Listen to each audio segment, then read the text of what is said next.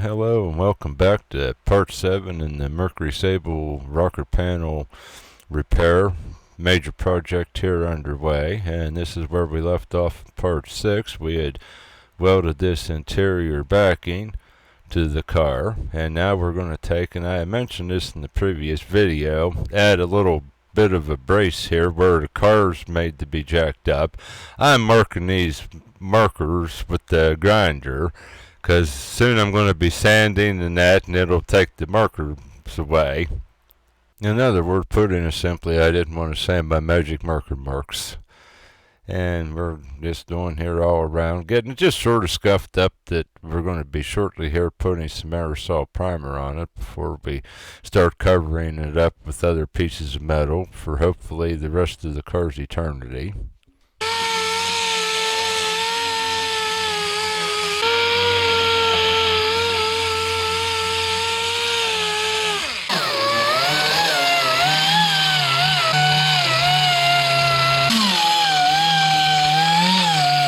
As with a lot of my tools, including this little dual action sander, it did come from Harbor Freight, and it is convenient in tight areas. You can get in where you can't with a regular DA sander. And now I'm just taking a wire wheel on the angle grinder and cleaning the nice rusty spot that you're looking up at it with the camera. This is like with the where you'd be climbing into the back door opening. And then we're going to take and just again rough it up with the sandpaper and the little DA sander.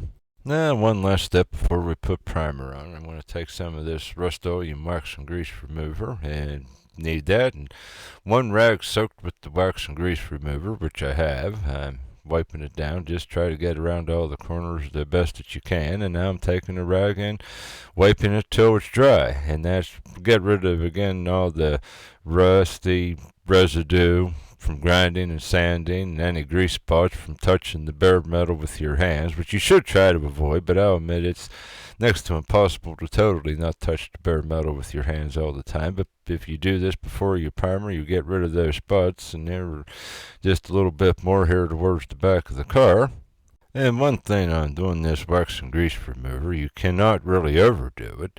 You can underdo it, especially where if you be like working on a quarter panel or something where you're going to be eventually painting where people's going to see. And if you let any residue, you can have problems with your paint properly going on.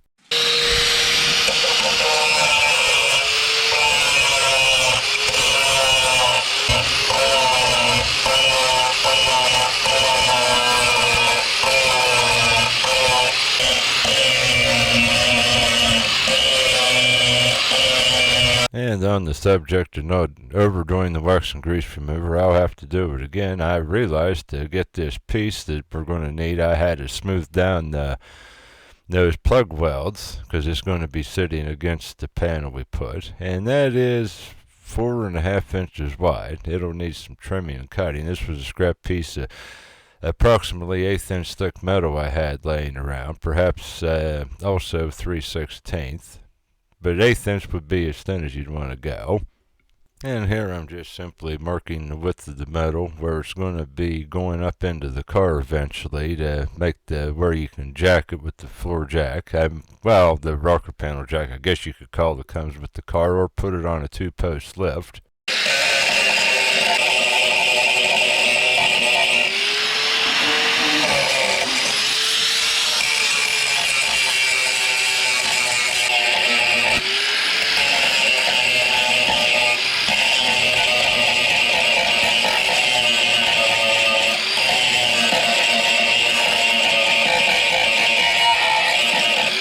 Okay, now it's ground smooth where the metal will be sitting against. Now I'm just going to take and re-wipe it down with some of the wax and grease remover one more time. If I would have gave it a thought, I would have just waited till I ground that, but I'm just going to go over it again. You can't overdo it. And in a project of this magnitude, one thing on doing this, it's easy compared to a lot of the parts of it, especially what's going to be coming up here after we put this layer of primer on. Again, Harbor Freight's filler primer. We're just going to put a coating on, but then we're going to have to get to the point of bending to that thick piece of metal. And again, it's going to be a little bit of a more challenging than like bending the sheet metal, but I do have, which you'll see in a little bit, a homemade bending brake that I use with the shop press that'll do the job. Indeed, in my opinion, for aerosol primer, this Harbor Freight filler primer covers really well.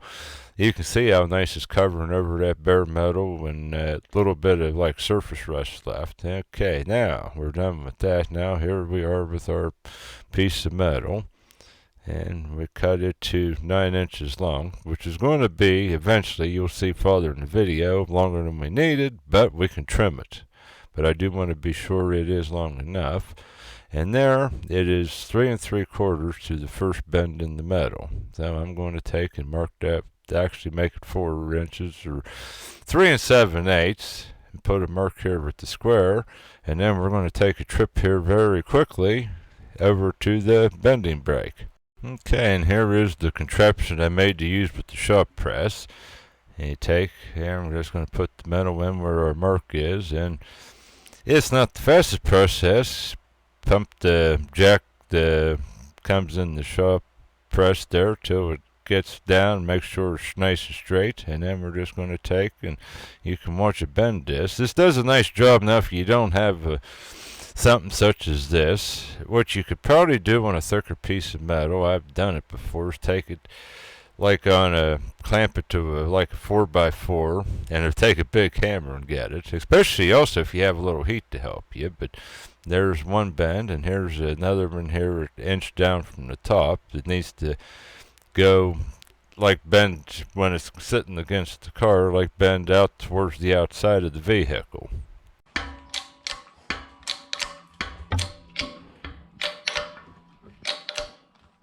One of the biggest things, and I may have to come back over here and bend it a little more. I didn't want to overbend it because it's hard to straighten back out if you go too far. You can always bend more, but it's hard if once you go farther than you need, hard to straighten it out. And here we're bringing it over where it's going to be sitting, and you can see how it's going to be the extra bracing. It's going to eventually, but yes, it needs bent more, be welded fast.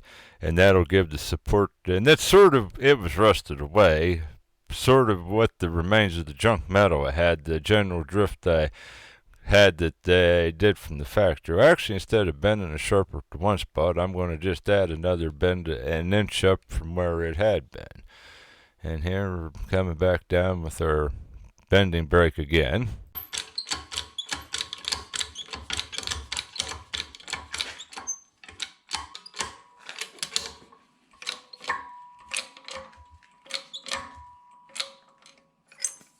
Yeah, I built this homemade tool to use with the shop press a couple of years ago, and I know the metal was not near as expensive at the time. I probably had roughly about $100 in the parts to build it until I bought thick 3/8 inch, half-inch thick metal, a combination of both and everything. But again, probably now it would cost 3 times as much with the price of metal and everything else. And there, let's see how it fits now against the car.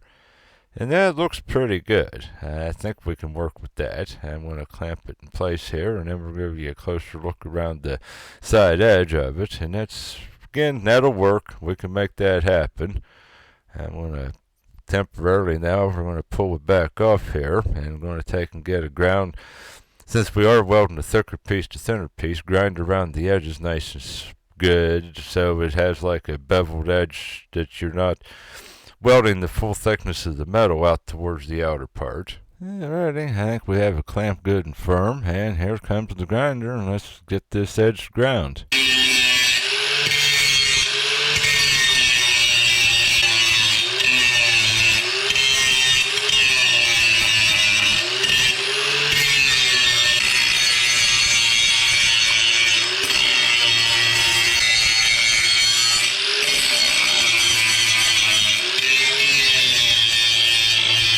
And I'm going to show you what I meant by the edge if you didn't know what I meant. See how I ground it? It's like half the thickness of the metal originally was, but that'll make it easier to weld to the thinner metal with less chance of burning a hole in the thinner metal. No, this 3/16 or 1/8 piece is no problem, but what will be welded to the car is a potential, but this helps overcome that problem.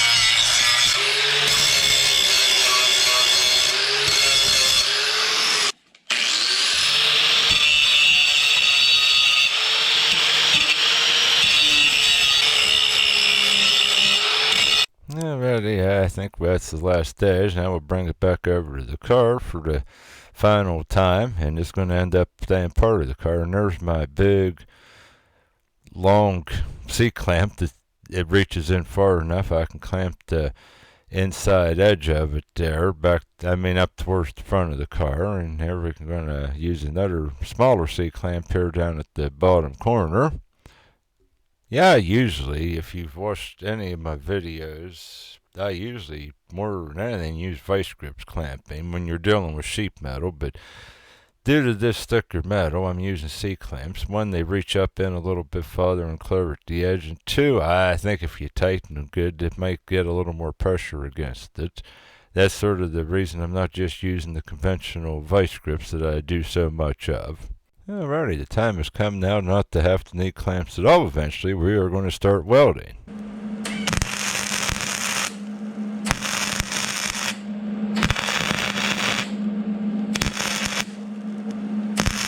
Alright, I do this even with sheet metal, but at this thicker metal, it's definitely a must do while it's still warm. I'm using a punch and a hammer to knock the metal back in tighter to narrow the gap to where we're welding, and clean the flux off, and here we are going to go weld some more.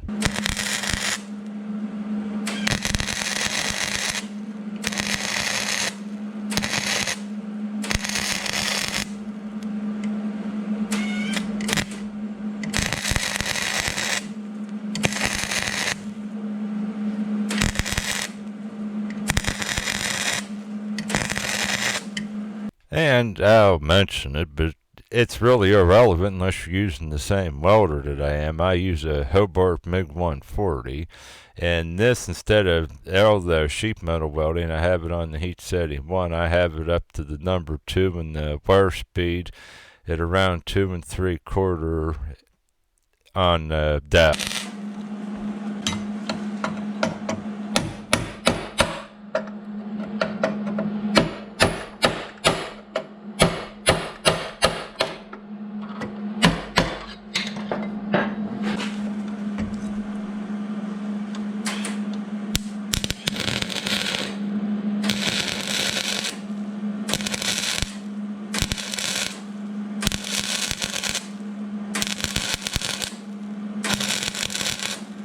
Yeah, the big thing on welding, if you feel your wire hitting the metal and it's not really melting right, well, increase the heat. And on the other hand, if you're starting to melt holes through items, either decrease the heat or maybe move a little faster, turn the gun angle some. Again, it's something you can give tips on it, but to actually pick welding up, just practice makes perfect.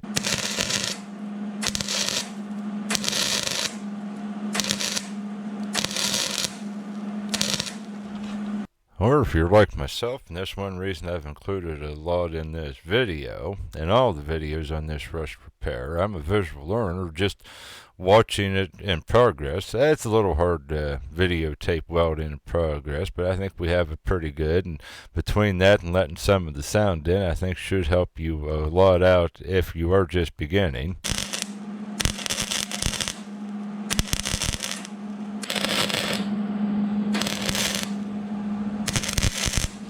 Alright, we have up the right and the left side of this pretty good in place, but now here at the top we're going to clamp it fast, and that isn't bent in as nice as I wanted it to, though the bottom got fastened in nice and tight to the car. It sort of took the top edge, brought it out of the way, but you can see the clamp's pulling it up into place.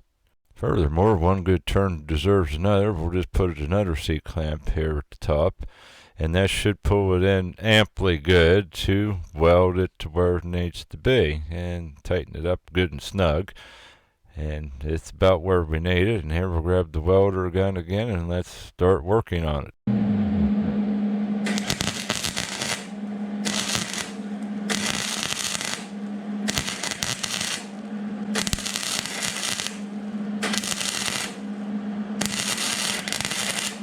Oh, and by the way, the small fire that you're watching, that is seam sealer. I'm going to take a putty knife here and see if I can scrape some of this off and maybe prevent it from doing it again. If not, oh well, the welding heat catching on fire is getting rid of it. It just sort of stinks the whole garage up. But again, carpet net's out of the car. There's not really much to catch on fire.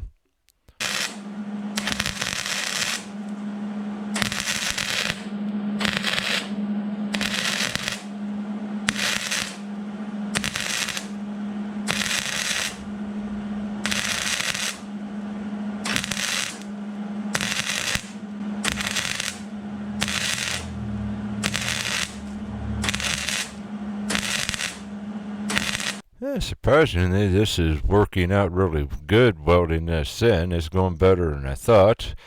It's working there with the keeping the heat focused on the thicker metal and working the puddle back and forth between that and sheet metal, which is going in very well.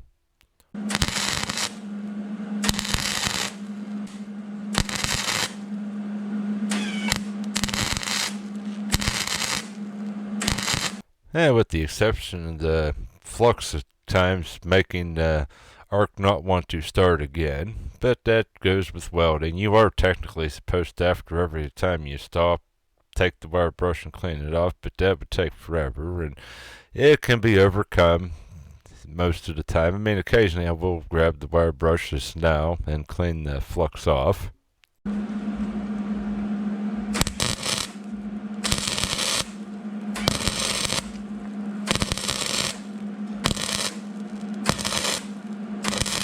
And indeed, you do want to wear gloves welding. If you see there's a piece of hot slag there for a minute that was sitting on my glove, if I wouldn't have had that welding glove on, that would have sure made a nasty blister on the fingers, so it would have.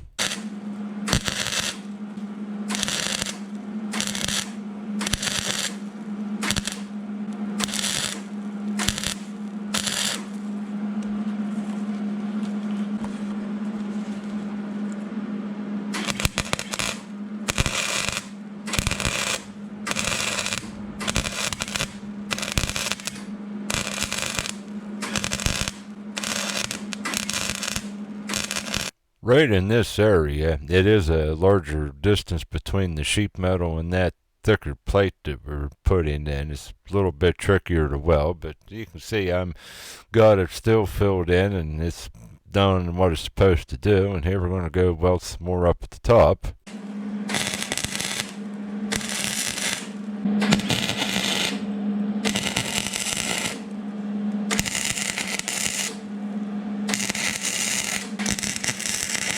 And there's our seam sealer smoldering in a small flame, not as large as the one earlier.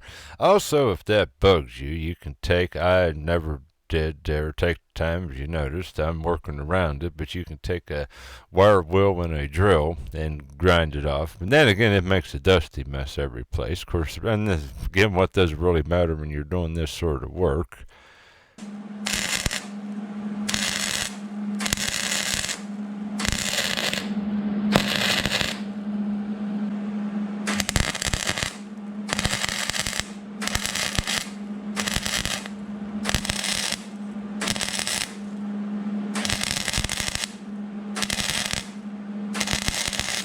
Yes, in theory, if you did all your own work, never took the car to a shop, or if you personally own one, used the two-post lift with it, or never wanted to depend on the jack that comes with the car, which is probably better off. That's what AAA's for. You could probably skip putting this extra piece of metal in, but it's, again, that's the purpose of this. It's extra support in this area for the, again, factory jack, and or to put it on the two-post lift. And if all else fails to extinguish your fire, just hit it with your wire brush and then eventually blow it out like a birthday candle. But anyhow, I think that's the last time of that it's going to fight with us. Pretty much is welded across the top, and here we have to finish down here low on this. And now here we got to sort of take and work up overhead and do this across the top.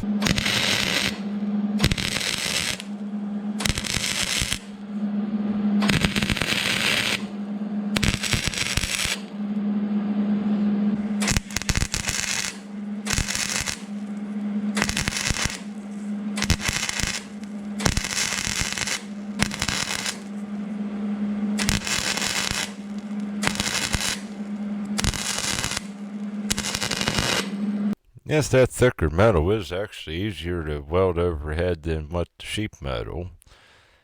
That's one thing on doing this. There's a few times I've had to weld overhead, but not a whole lot. That's something I try to avoid at all costs, but at times you have no choice but to deal with it.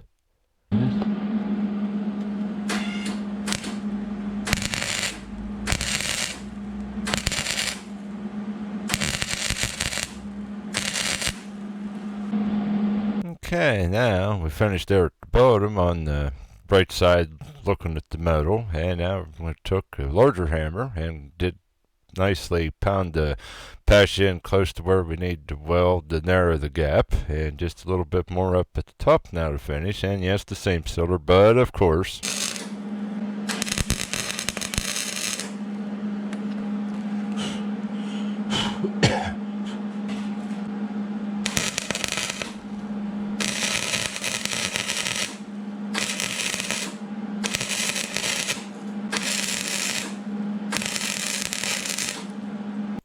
okay, we are all but done welding except for the bottom edge. I made it, again, as I mentioned earlier, a little bit longer than needed because I didn't know how much would lose in the bending of the metal. And there just took simply this little square marked across the straight. Now we're just going to trim it off with the 3-inch cutoff tool.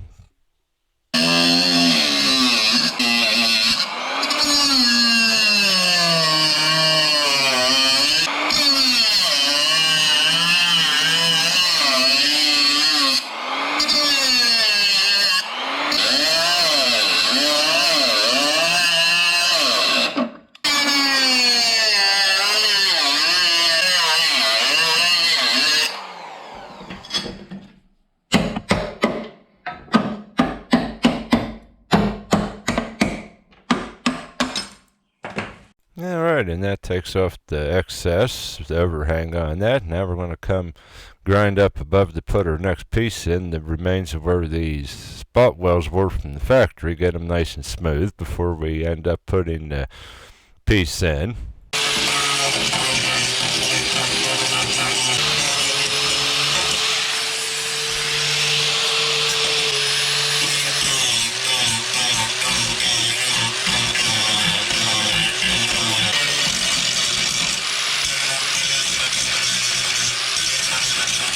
Yes, also besides smoothing it out before we put in the repair panel, the next piece, another purpose of doing this is when we do re-weld the factory spot welds that'll be coming up, it'll make it more susceptible for the arc to start on the nice clean bare metal.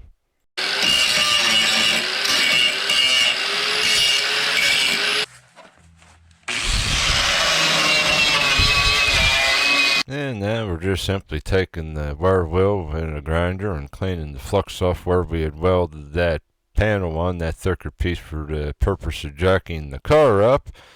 And we're going to take and here just go around the other side. And just again, that really, if you notice, that wire wheel and that grinder does clean that flux nice. Although watch the wire wheel and the angle grinder, they do want to kick and bronk. I'm wearing gloves, and wires want to break off at times. Definitely wear safety glasses while you're using one. And I'm just going to go over with the miniature DA sander as we did earlier before we primered the piece before this.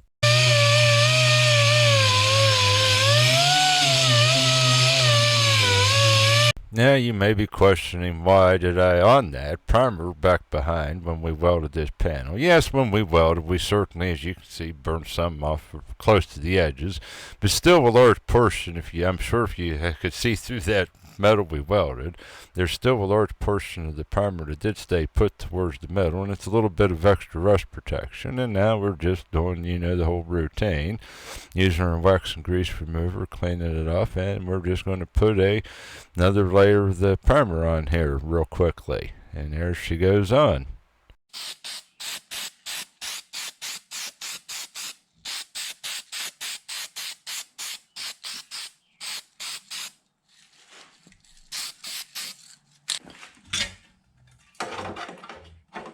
And as I did, if you've watched the earlier videos, there will be links in the description, but I'm using part of the original inner rocker panel to fabricate the replacement part for the next section of this inner rocker panel. But first we're going to take and use vice grips and clamp this temporarily in place and decide how we need to fabricate the bottom edge. And here we're using a level. I marked up above where the rusty area is with the marker, and we're going to just take there and get it as straight as possible. I'm looking at the bubble there in the level, and we're going to mark it out across where, again, we can salvage the metal yet. Needless to say, which it makes sense being back closer to the rear wheel and more salt than that, there's less of this one left than what there was of the earlier pieces of the inner rocker panel, but there's still enough for a guideline. The big thing of using part of the original, it helps. You do have the contour at the top where it goes with the door opening, and then also if you look when it comes down, it like bends towards the interior of the floor pan and then comes down straight. It saves some extra bending. And here we're going to measure across the piece of metal we're going to need to cut length, and it looks like roughly about, we'll zoom in here, get a closer look in my instance, looks about 14 3/8. And now we're going to measure down to the bend in the earlier piece that had been installed, and that's roughly, looks like about, again we'll look here closer, about 2 3/4. Again, I've said this in the other videos. In your situation, there might be some variations. And here, now this one shouldn't be. This should be about the same on all of them. That's pretty much another 2 3/4 to 3 inches. So we are going to take and do some marking here on our repair metal. And the first mark I'm putting is going to be the width, or eventually the height we're going to be cutting it to. This is the 2, 3, and the 2 3/4 measurements combined with that and an inch for one last bend where it's going to be welding to the backing. But this will give us enough width to again put the bends that we need to put in it. And now we're going to just mark it with the speed square out across where we had put the magic marker marks at the width of it.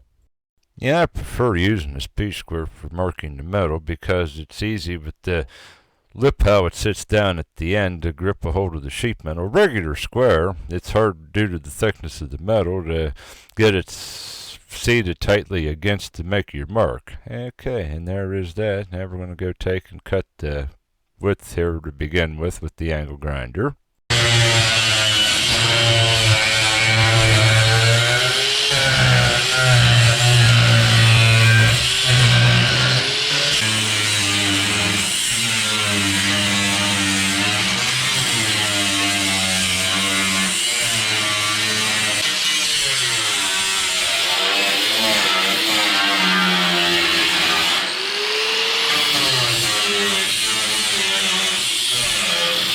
Okay, then we'll save the simple part for last. We'll just cut it to the length, and that was pretty much the 14, I believe, and a quarter, maybe 3/8. And there we're just going to take simply mark that, and then we're going to take and one last time clamp it fast here and cut that off.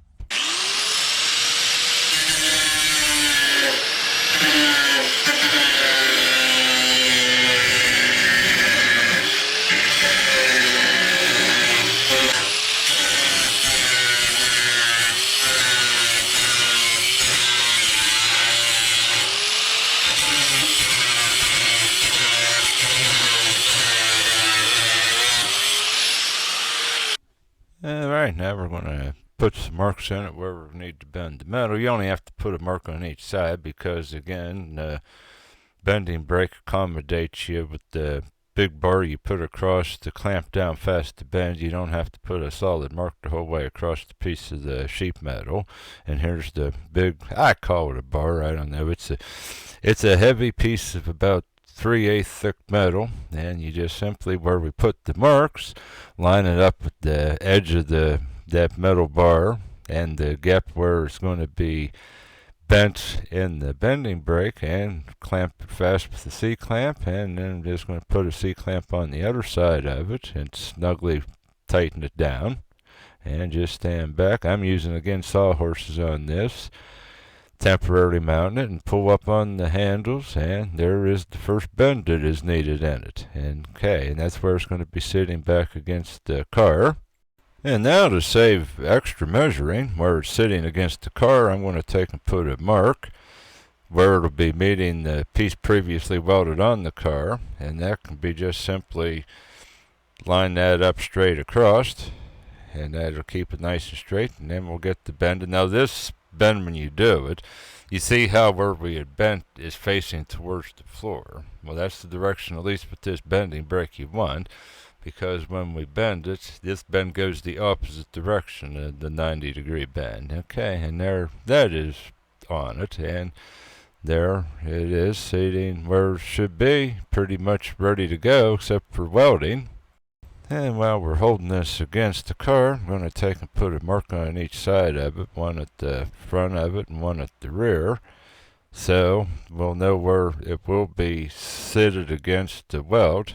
Okay, and there's the mark where we're going to be cutting down below, but the ones at the top is where we're going to let that little area in between, again, for a little overlap when we put the new piece welded fast to it. And now we got to take and remove that rusty metal where the straight line is, draw it the whole way across.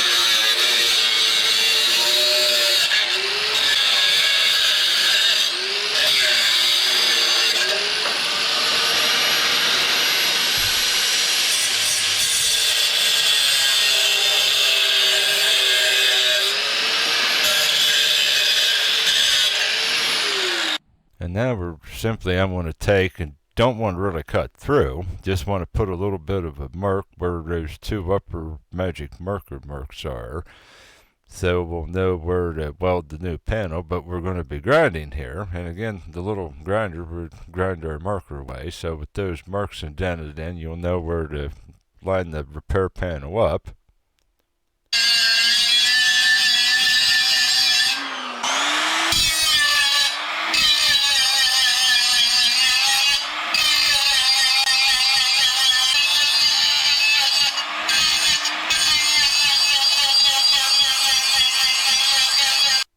And as you can see, that cleaned up nice with the grinder, down to the nice shiny metal. Now we're going to turn it around. This side's ugly, but we'll see here if it's strong enough to weld to. The grinder will tell us if it is just surface rust or if it does need more repair, but it's looking good so far.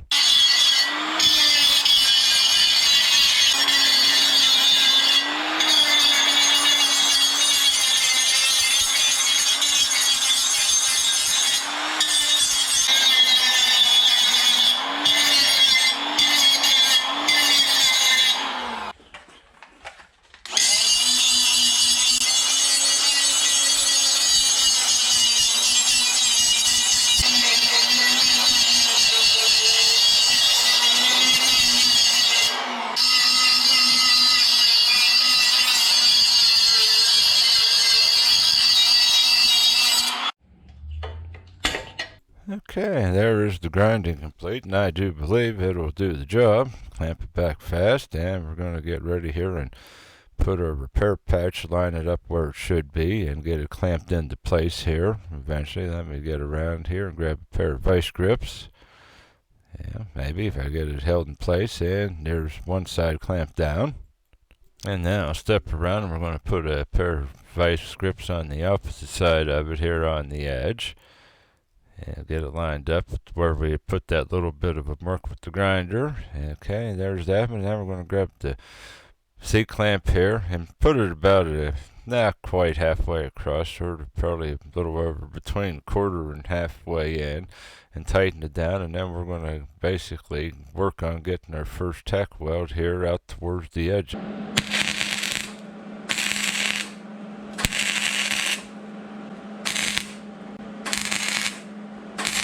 And now I'm going to step around and put one out at the opposite edge, fairly close to the edge of it. And that's pretty much already starting to draw it in close to where the metal needs to be, and eventually we'll need less clamping.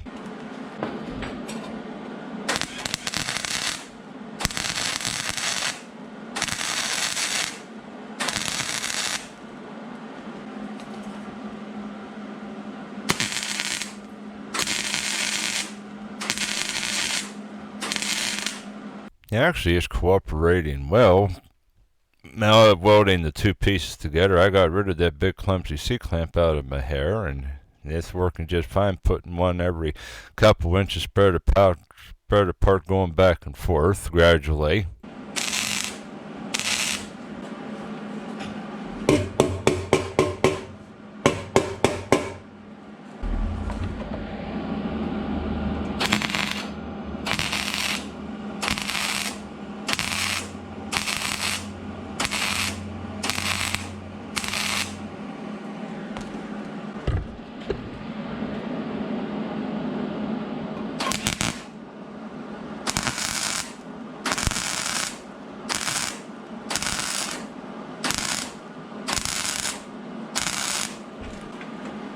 Yeah, other than occasionally, which is just taken when you see it's not exactly wanting the gaps getting wider, just tap it in a little bit with a small hammer, and don't take much, and then just do some more welding, and it is going very well.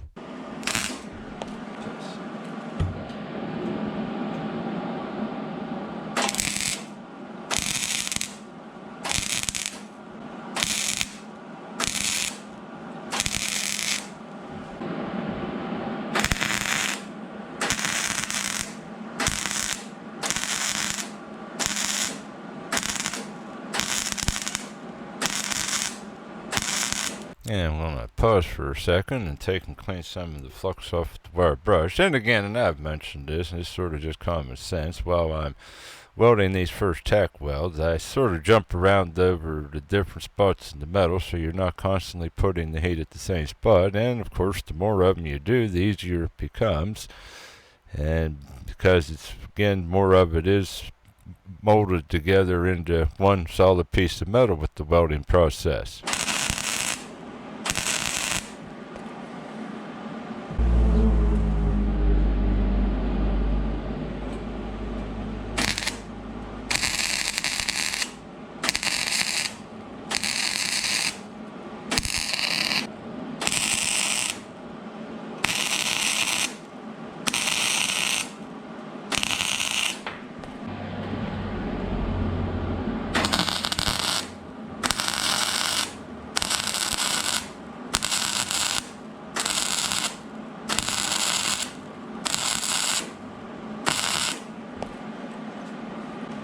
And also, as the more you do, the longer beads you can weld, because I'm actually to the point I'm welding to about 1 to 1.5 inches before I'm stopping and moving to another spot. That's another plus the farther you go along with this. And again, that's sort of one reason I show different views in that of doing this. You can sort of watch a little bit how to do it and listen to the sounds of the welding. That's another reason I left lots of the actual sounds of the welding process in the video.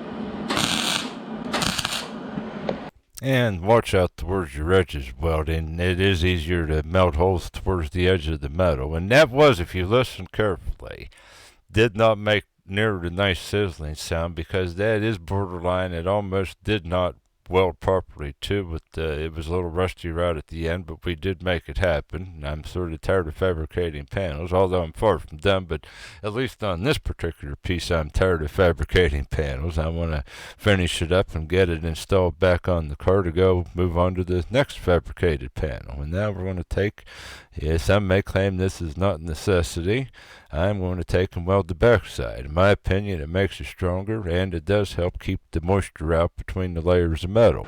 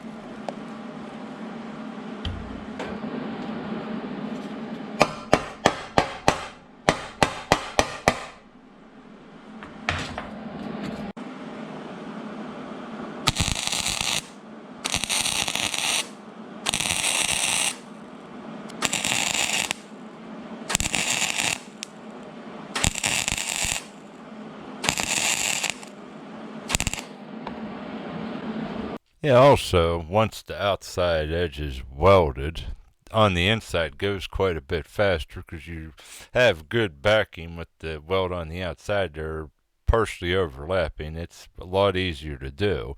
And on that, I know the pieces I've installed up till now on the car, I'm amazed. I know my person I'm working on this car for came over part of the way through, and I showed him the progress, and I grabbed the hold and shook the whole car, and he couldn't believe how strong I made the sheet metal with the properly bending and welding it there. Again, the metal wasn't given, but I was shaking the whole car.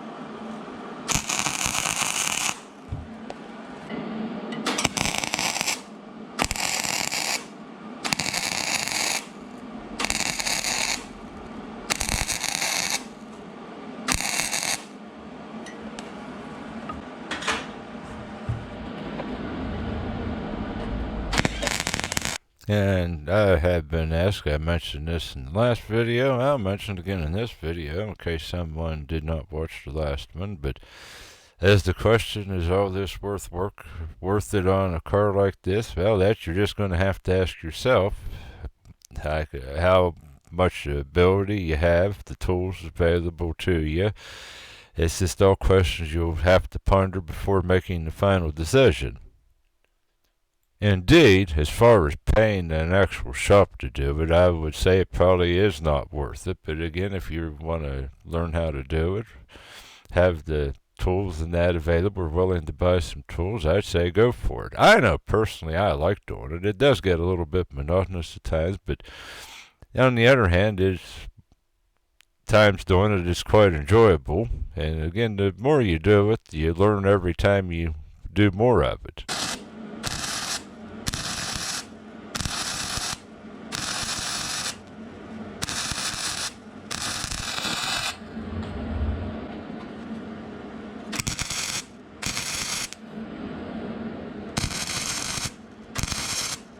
Indeed, the most expensive purchase on doing work like this is the welder itself, and on that, I'll repeat, do not buy like the cheapest MIG welder you can find, which is usually around $299, or at least everything's went up, but sort of you go $500 or more dollars, you can get into a respectable welder. Again, I use the MIG welder, the Hobart 140, which is a good welder, and I do know they still make them. I have owned this since 2015, and I know it was just a Tractor Supply the other week, and they still sell the same welder. So, but there's other good welders also, but I can vouch for the service and the dependability and the ease of use with it.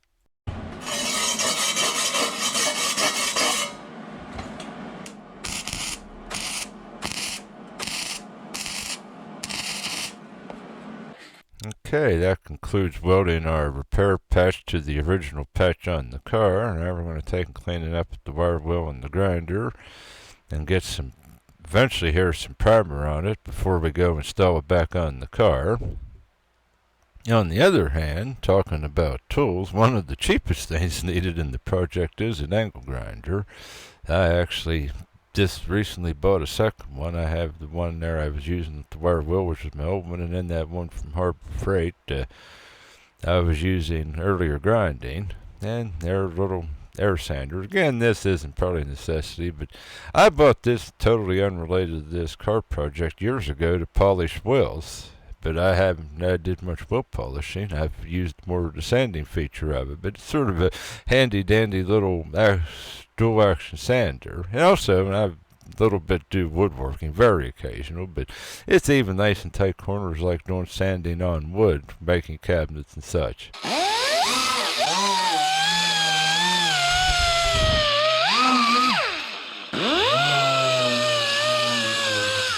And again, don't forget, here we're using our wax and grease remover again, but on a project like this, such as this wax and grease remover, the welding wire, your consumable parts of the project that you're going to need, although there's fairly small cost, but you're always eventually going to run out and need more of them as it goes along.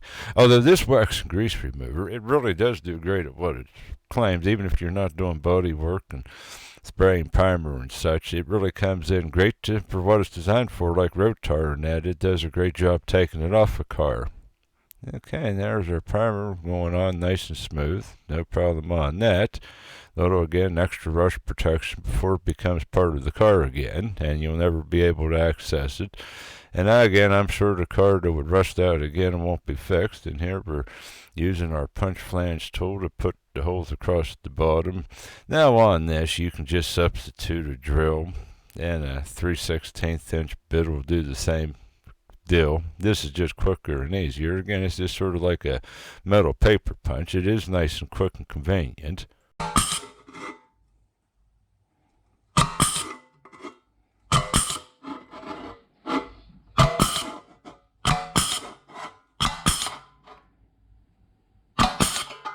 And I bet you wouldn't have guessed, but now that we've done this, it's time to take and fit it back on the car again and work on getting it ready to weld in place, and just line it up.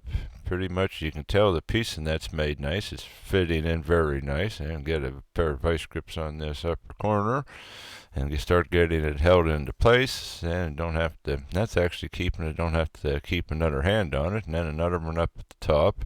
And I'm sort of, you notice, like bending it back in, getting it to fit better in the process of clamping at the same time, and get one here on the bottom edge. And there's a little bit of a gap there where it meets the piece that we put in the middle, but that will be taken care of and as we get through the welding on this. And then one more pair back here at the corner, and I'm going to say that's a pretty good start in the right direction. So now the next best thing to do after put this final clamp in is to fire the welder up, and we're going to start welding it in place. I'm going to start here at this front corner at the top.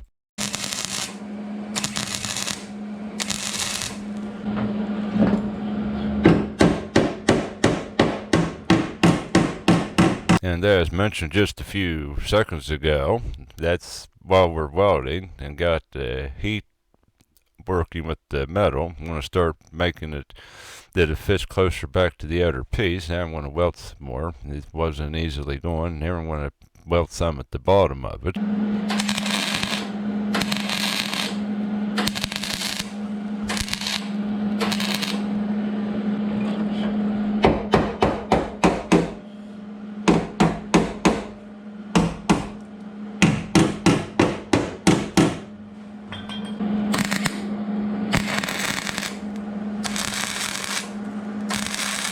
Alrighty, now if you notice, we have that gap. It's pulling in pretty nice. Still not quite where I wanted. Now I'm going to do a little bit more fine-tune work with the punch and the hammer to work on a more localized area of shaping the metal.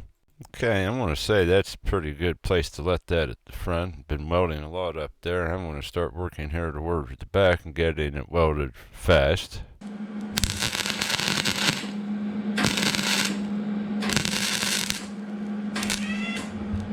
Okay, now we're going to step down here and get this corner. Yeah, there actually is not a lot of a seam yet to weld that we add more to this, but that'll be in future videos here at the back edge. But okay, I got another little bit there. It's definitely will hold in on its own now. That's not going to fall out.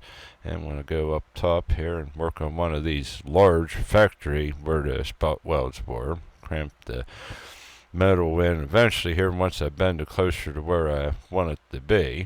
You can see how I'm like pulling the vice grips towards me and squeezing on them, gradually bringing the metal in closer. And I'm going to say that's good. Now we're going to work on one of those factory spot welds.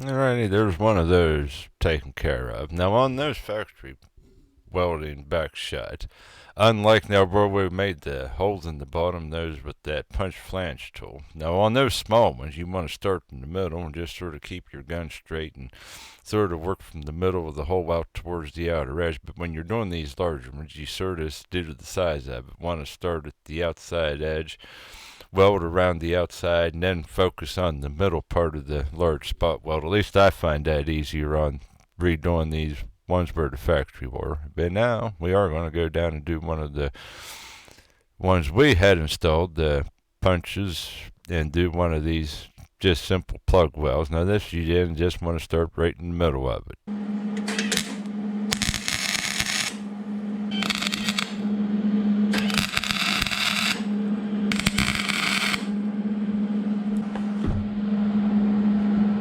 Yeah, indeed, on that last plug weld at the bottom, I had the vice grips and the welding clamp in my way, but we still worked around. Now I'm just doing the seam where it meets the middle rocker panel, and now we're going to redo our vice grips, and now we're going to work on another one of the plug welds in front of the one we had just done.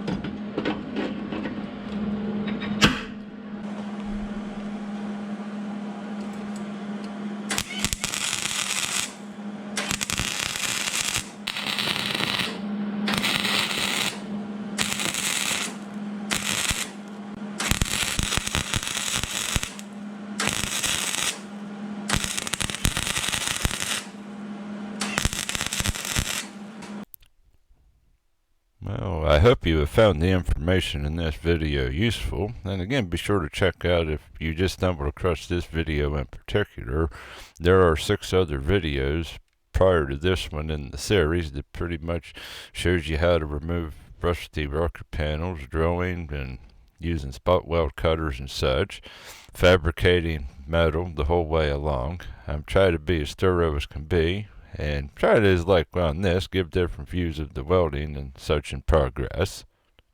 And also, if you have any comments, questions, be sure to post them below. I don't check it every day, but usually within a week I will respond to any questions and comments.